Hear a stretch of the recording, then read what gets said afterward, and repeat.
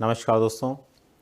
देखिए, बहुत सारे विद्यार्थी जानना चाह रहे हैं माइनस मार्किंग किस तरह से होगी। दोस्तों, सामान्यतः माइनस मार्किंग जो होती है ना, लगभग सभी परीक्षाओं में उसके लिए एक सामान्य सा नियम, एक सामान्य सा कंसेप्ट उपयोग में लाया जाता है। और सबसे सरल तरीका क्या हो सकता है माइनस मार्किंग का, उसको लेकर के हम यहाँ पर 1-2 मिनट में समझने का प्रयास करेंगे।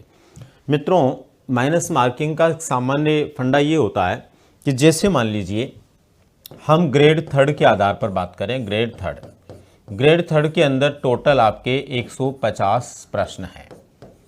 टोटल 150 प्रश्न का आपका पेपर है, ठीक है। अब इसको एक उदाहरण से हम समझ रहे हैं दोस्तों।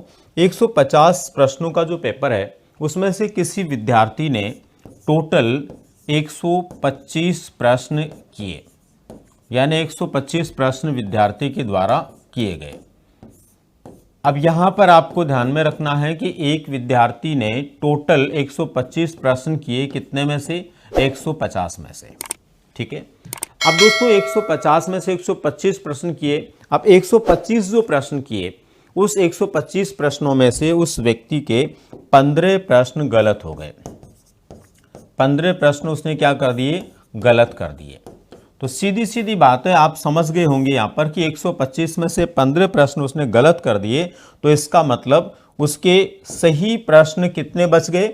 110 प्रश्न उसके सही बच गए। प्रश्न सही उसके बचे, यानी 125 टोटल किए, 15 उसके गलत हो गए, 110 प्रश्न उसके सही बच गए। अब माइनस मार्किंग जो होती है उसमें क्या नियम रहेगा? जैसे 1/3 माइनस मार्किंग होती है, 1/3 अंक की माइनस मार्किंग होती है। तो यहां पर यह होगा दोस्तों कि जो आपके गलत प्रश्न हैं उनके आधार पर आपके सही प्रश्नों में से प्रश्नों की संख्या कम कर दी जाती है। कैसे कि करेंगे? यहां पर देखिए, यहां पर होगा जैसे 15 प्रश्न इस विद्यार्थी के गलत हुए, तो 15 × 1/3 इज इक्वल टू, इसको इससे हम काटेंगे तो कितने बार कट गया? 5 बार। इसका मतलब 5 जो है वो प्रश्न आपके सही प्रश्नों में से कम हो जाएंगे।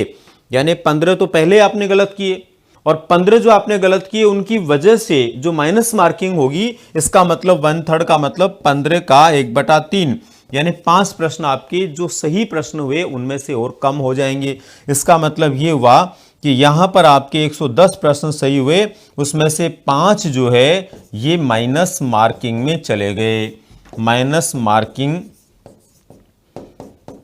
में कम हो जाएंगे, माइनस मार्किंग में कम हो जाएंगे।